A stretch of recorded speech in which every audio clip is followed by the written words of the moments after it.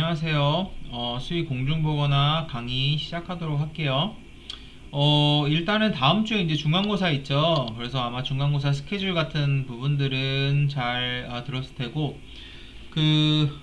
중간고사 시험 문제는 30문제 나와요. 30문제 나오고, 전부 다 이제 오지선 다형이에요. 그래서, 뭐, 모르면 그냥 찍으면 돼요.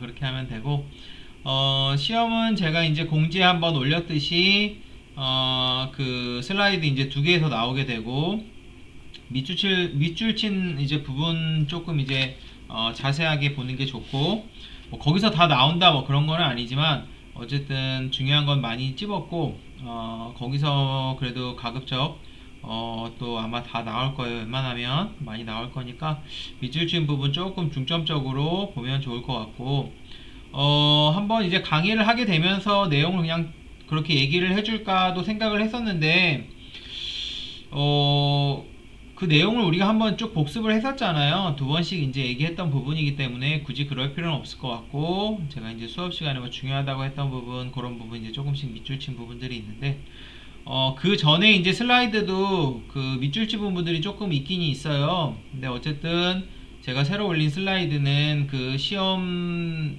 대비해서 올린 거니까 시험 대비한 걸로는 이제 최신의 슬라이드를 보면은 더 좋을 것 같고, 그 시험 감독은 저랑 그 수업 조교님이랑 같이 이제 강의실씩 이제 들어가게 되는데, 중간에 이제 뭐 시험 문제 조금 뭐 잘못됐다든지 그런 거 가끔 있잖아요. 뭐 오타부터 시작해서 그런 거 있으면은 저나 아니면은 조교 선생님한테 얘기해 주시면, 우리가 이제 서로 이제 둘이 커뮤니케이션 하면서 틀린 부분 바로 잡고 서로 얘기해주고 공지해주고, 아마 이제 그렇게 진행이 될 것 같아요.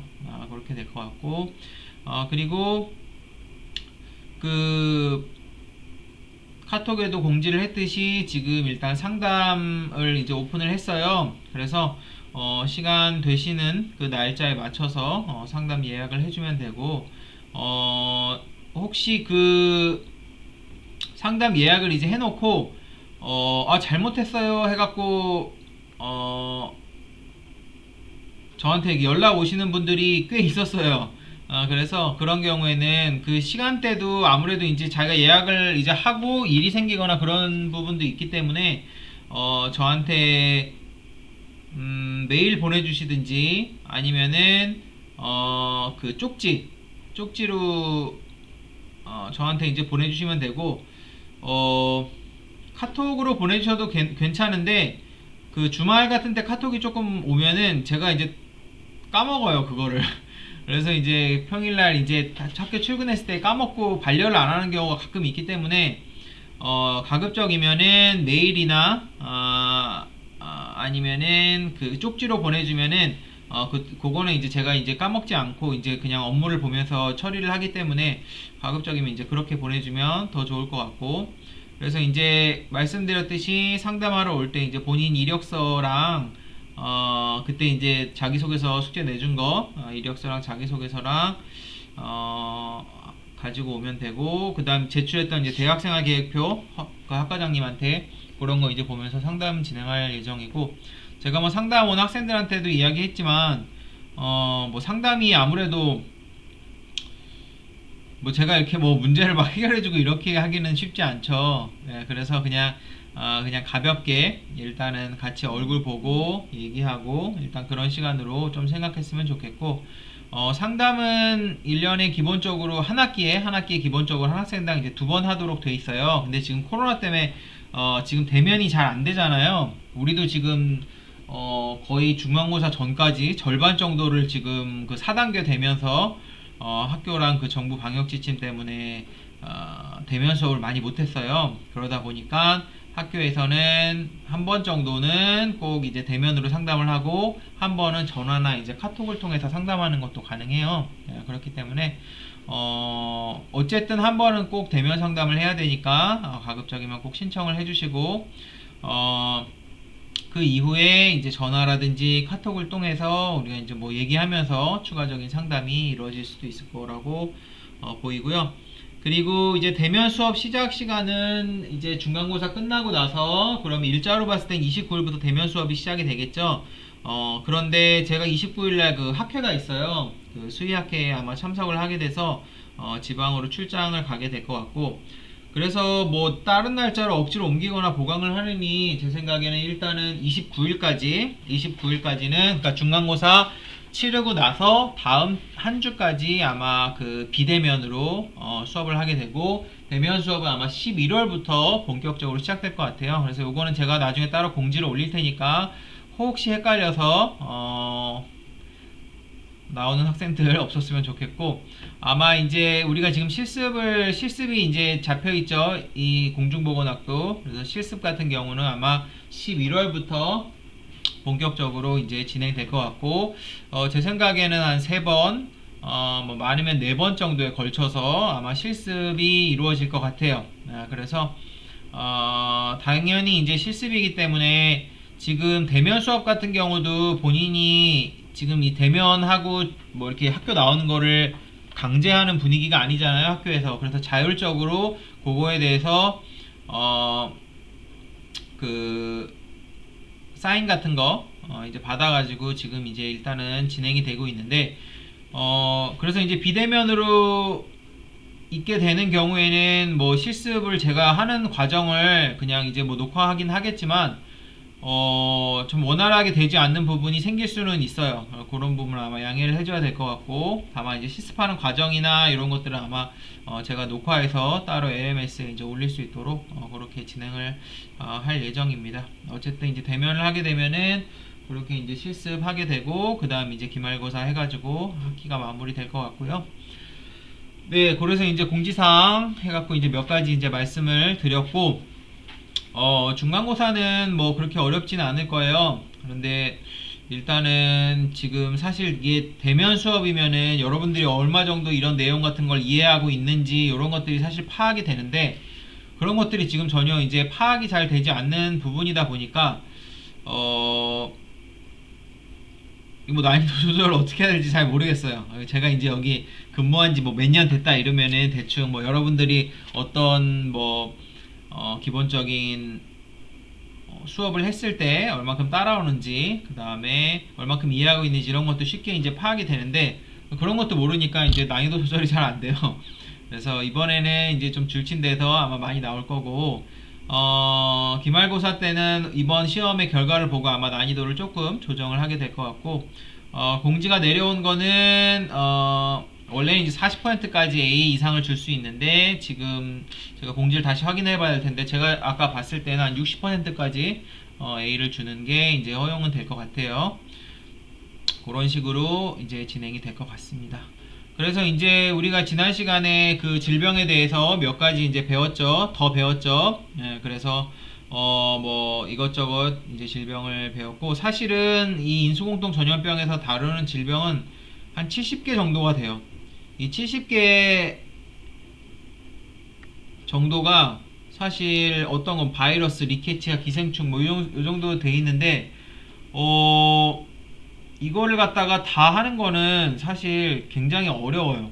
굉장히 어렵고, 사실 이제 광견병, 광우병, 뭐 탄저 이런 질병을 처음에 한 이유가 되게 인수공통에 있어서 중요한 질병이기 때문에 한 거고, 말버그, 에볼라 지금 뭐 여기 나와 있는 질병들도 있지만 인수공통 전염병이긴 한데 중요도는 이제 사실 조금 떨어지는 편이에요. 그렇게 되고, 이 질병을 하나하나 전공한 사람들도 뭐 전 세계에 어마어마하게 많아요. 그냥 여기 70개, 80개 되는 질병에서 하나 찍어서 이거 전공한 사람 뭐 모아봐도 어마어마하게 많고, 저도 여기 있는 이 70 몇 개의 질병 중에서 특히 세균성 질병으로 한 한두 개 정도 이제 전공을 한 상황이기 때문에 70개 질병을 완전히 다 이해를 할 수는 없고 그런 사람은 없어요.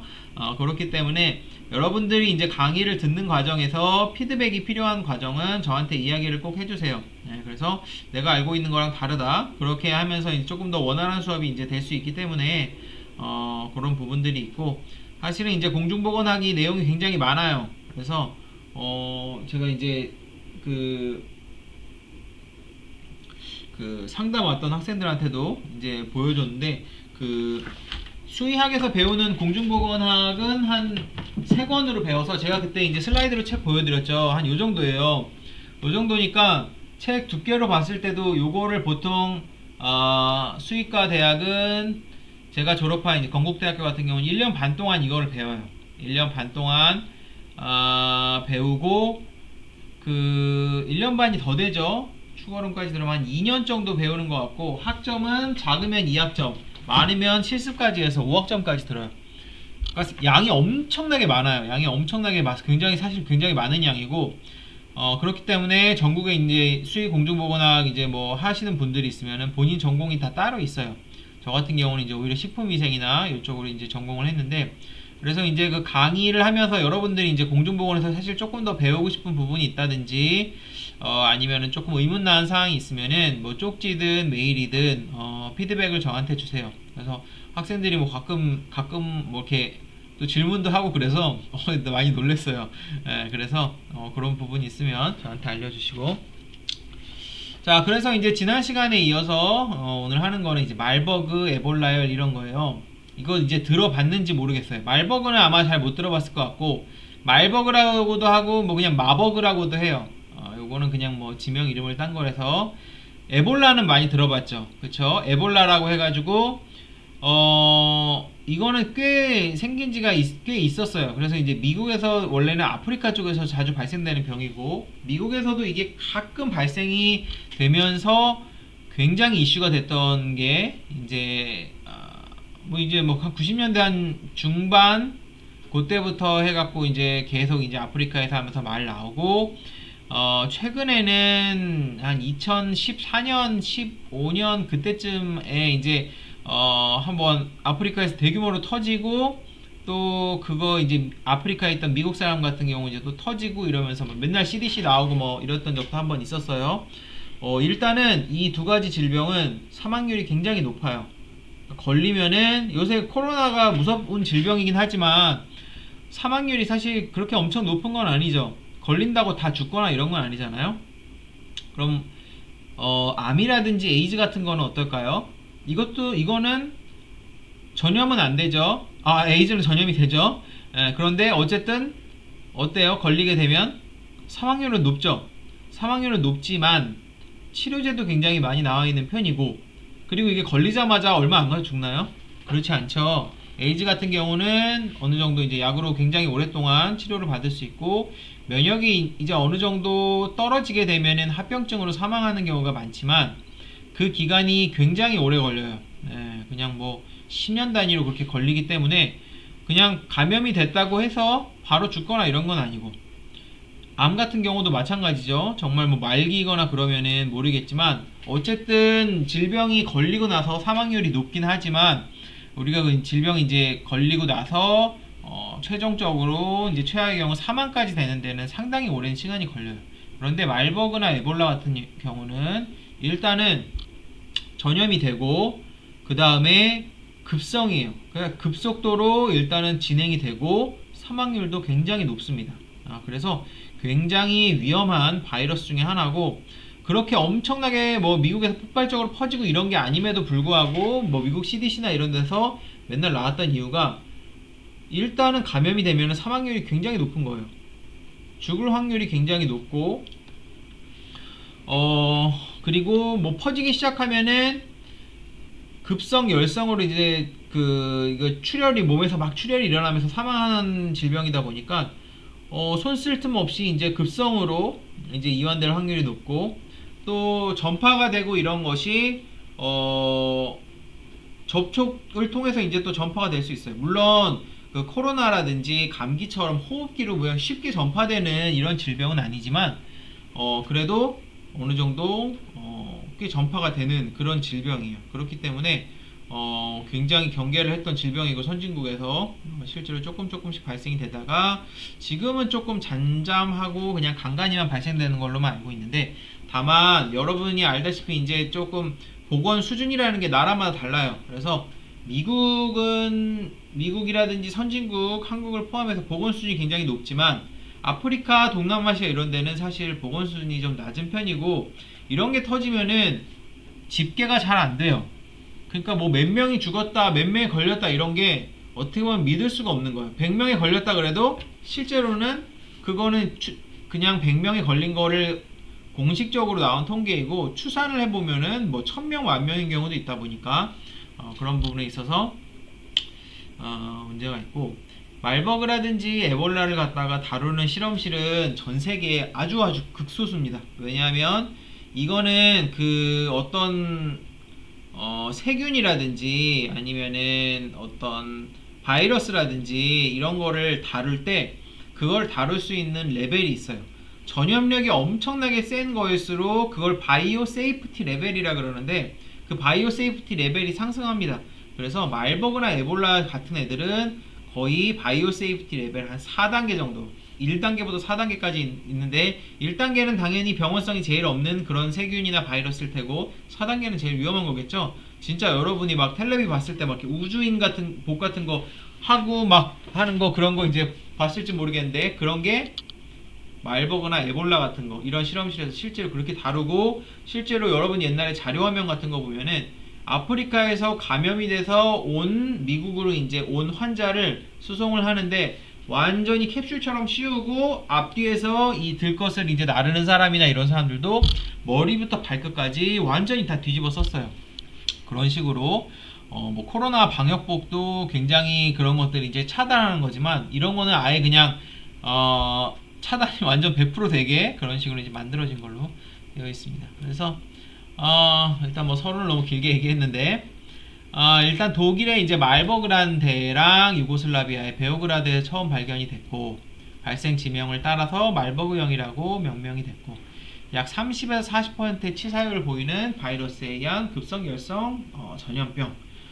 그래서 바이러스에 걸려서 급성으로 이완돼서 치사율이 지금 굉장히 높죠. 30에서 40%, 에볼라 뭐 50% 이렇게 50에서 한 90%까지 뭐 얘기하는데 정말 치명적이에요. 걸리면은. 그리고 갑자기 급성으로 출혈이 막 되면서 사망하기 때문에 되게 위험하죠. 그쵸? 에볼라 같은 경우는 1976년 수단과 자일에서 최초 발병 보고, 요거는 이제 아프리카에 처음 발병 보고가 됐고 500명의 환자 중 400명이 사망했대요. 진짜 이거는 발생이 돼서 순식간에 손도 못 쓰고 갑자기 사람들이 막 죽은 거예요. 심지어 환자의 혈액을 채취하던 의료진들의 50% 이상이 사망했다. 이거는 전염이 생각보다 굉장히 잘 된다는 거죠.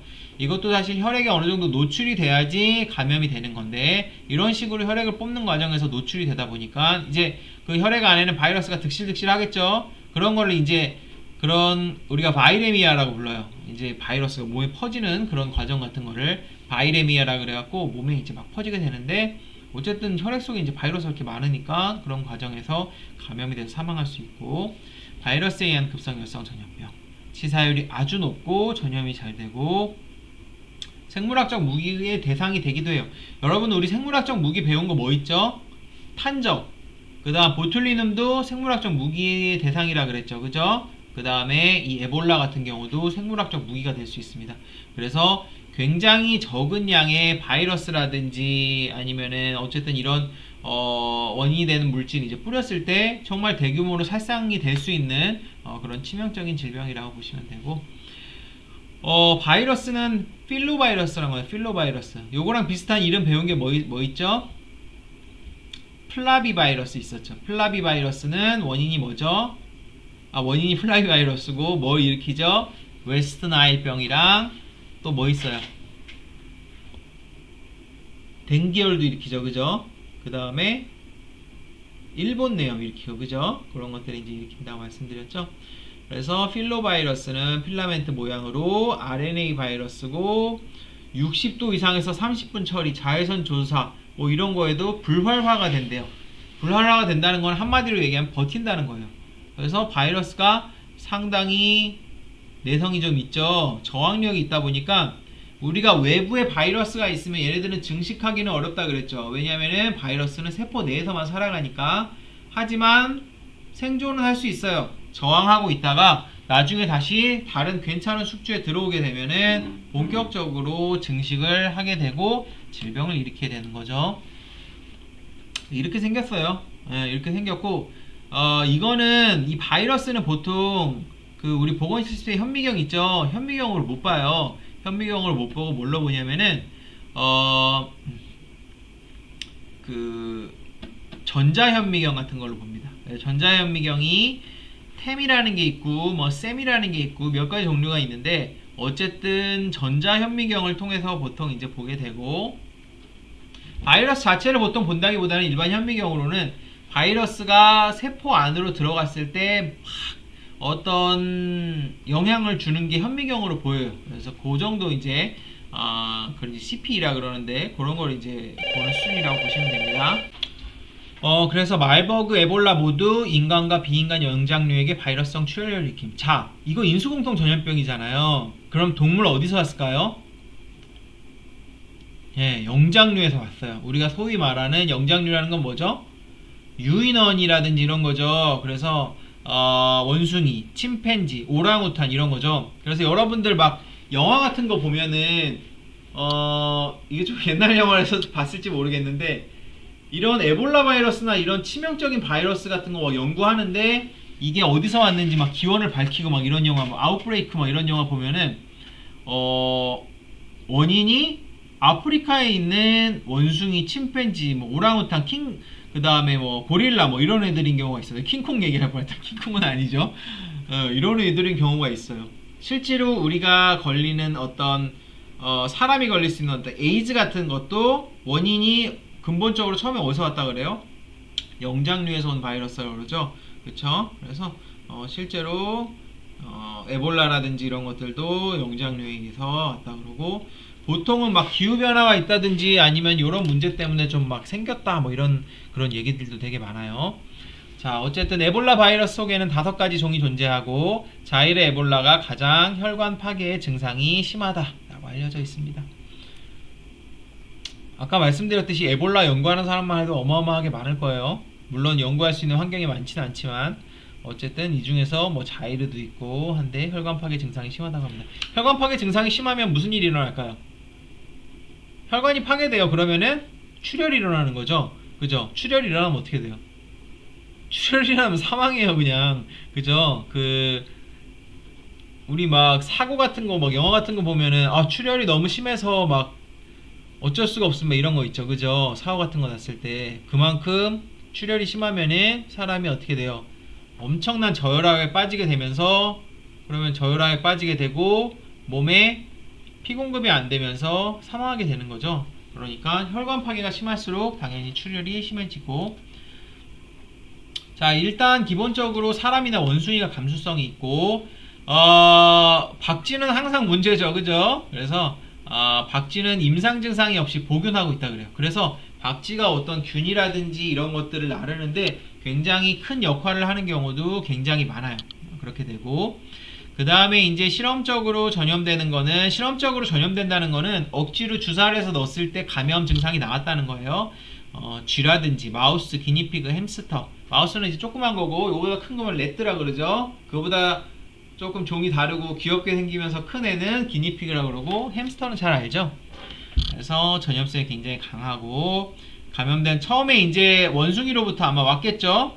그러다가 이게 사람끼리 또 전염이 되기 시작하면서 본격적으로 감염이 되기 시작했다, 그렇게 볼 수 있을 거고. 자, 이게 무서운 거는 원숭이한테만 감염이 되면 원숭이 접촉만 피하면 되겠지만 사람 대 사람 감염이 가능합니다. 그래서 인수공통 전염병 중에 사람이랑 사람 감염이 가능한 거는 굉장히 무서운 질병이에요. 그런 경우가 굉장히 많고 팍 퍼지는 경우도 굉장히 많고, 지금 코로나가 딱 그렇죠. 코로나가 지금 어디서 왔다고 기원이 그래요. 정확하게 밝혀진 건 없지만 박쥐에서 온 인수공통 전염병으로 예상이 되고 있어요. 사람이랑 사람끼리 퍼지니까 문제가 되죠. 메르스는 어때요? 낙타에서 왔죠. 그죠? 낙타에서 왔지만 사람에서 사람으로 퍼지기 때문에 문제가 되는 거죠. 그죠? 사람에서 사람으로 퍼지지 않는 인수공통 전염병이 굉장히 많은 편이고, 그런 질병은 아무래도 조금 전염성 이런 부분에선 덜하다고 볼 수 있겠죠. 사람과 사람 감염이 어떻게 되냐? 성적 접촉에 의해서 감염될 수도 있고, 성적 접촉이 됐을 때는 아무래도 뭐 정액이라든지 아니면은 어떤 체액을 통해서 그리고 직접적으로 접촉되는 경우가 있기 때문에 뭐 몇 가지 질병이 있죠. 뭐 에이즈라든지 아니면 매독이라든지 이런 것도 성적 접촉에서 전염이 되고, 그 다음에 감염된 사람의 혈액이라든지 아까 피 뽑다가 많이 걸렸다 그랬죠. 체액이랑 접촉하는 경우, 심지어 미라에 있던 바이러스, 미라에서 생존하고 있던 바이러스에 의해서 감염되는 경우도 있는 것 같고, 당연히 바늘이라든지 의료기기 같은데 피가 묻어 있거나 이러면은 이거에 의해서 감염될 수도 있죠. 우리가 감염성 의료 폐기물 같은 경우는 주황색 봉지에 따로 담아가지고 박스에 넣어가지고 따로 버리죠. 그렇게 하는 게 괜히 그렇게 하는 게 아니에요. 그렇죠? 감염이나 오염의 우려가 있기 때문이고, 뭐 장갑이라든지 수술복, 마스크, 보호복 같은 게 미착용됐을 때 감염될 수 있고, 아프리카 같은 데서는 사실 이런 시스템이 잘 구축이 돼 있겠어요? 잘 안 돼 있겠죠. 그래서 이제 그런 부분들이 조금 있을 수 있고, 일단은 뭐 동물 그린 몽키라고 해서 뭐 몽키의 종이겠죠. 사람과 같이 급성 출혈 증상 나타내고 사망했고, 인공 감염된 원숭이 인공적으로 주입했다는 거겠죠. 이런 증상을 보이면서 출혈 소견을 나타내면서 사망했고, 그 다음에 병원성이 이제 아까 쥐에도 있다 그랬죠. 그 설치류에도 처음에는 병원성이 미약했는데 개대배양이라는 거는 바이러스를 세포상에서 몇 번 배양한 거예요. 그러니까 바이러스도 증식할 거 아니에요. 한 3-4번 정도 증식하게 뒀다는 거예요. 개대배양 했을 때는 치사율이 엄청나게 증가하는, 이건 뭘 얘기하냐면은 얘네들이 점점 세포에 적응이 된 상태에서 몸에 들어오게 되면은 치사율이 엄청나다는 거예요. 기본적으로 잠복기는 한 말버그 같은 경우는 4일에서 10일, 에볼라는 한 2에서 20일. 급성 열성 전염병이기 때문에 열을 보이면서 몸에 막 통증을 보입니다. 이런 거는 댕기열이라든지 웨스턴 아일이라든지 그리고 지금 코로나라든지 다 비슷하죠. 급성 열성 바이러스성 전염병은 다 비슷하다고 보시면 돼요. 그 다음에 피부와 점막에 출혈 소견이 곧바로 뒤를 잇고, 이 얘기는 뭐냐면은 피부에 반점이 생긴다든지 출혈반이 생긴다든지 이런 출혈 소견이 생긴다는 거예요. 그 다음에 피부에서만 출혈이 되면 크게 문제가 없을 수도 있겠지만 내장에서 출혈이 됩니다. 신장, 간 이런 데는 피가 엄청나게 많이 도는 기관이에요. 이런 데서 출혈이 있게 되면은 엄청 치명적이에요. 그래서 그냥 이런 게 아니더라도 사고가 나서 간이나 신장, 우리가 뇌출혈이라 그러죠. 그런 것들이 일어나면은 굉장히 치명적이죠. 그리고 백혈구가 감소되기도 하고, 마버그 같은 경우는 치사율 30에서 50%, 에볼라 같은 경우는 치사율이 어때요? 50에서 90%, 자이르는 90%예요. 걸리면은 완전 꼼짝 말하죠. 출혈을 보이면서 처음에는 그냥 머리 그냥 열나고 통증 나는 중에서 나중에 이렇게 뻘겋게 되는 거죠. 의식을 잃고 간지를 보이면서 매시브 인터널 블리딩이라 써있는데, 이건 뭐냐면은 아주 엄청난 양의 매시브하는 건 되게 양이 많다는 거죠. 인터널 블리딩이라고 하면은 내부에서 출혈이 일어나는 거예요. 블리딩이 출혈이거든요. 뇌출혈이 엄청나게 심하게 이루어진다는 거죠. 아까 말씀드렸듯이 간이나 신장 같은 곳에서. 네, 잠깐 쉬었다가 할게요.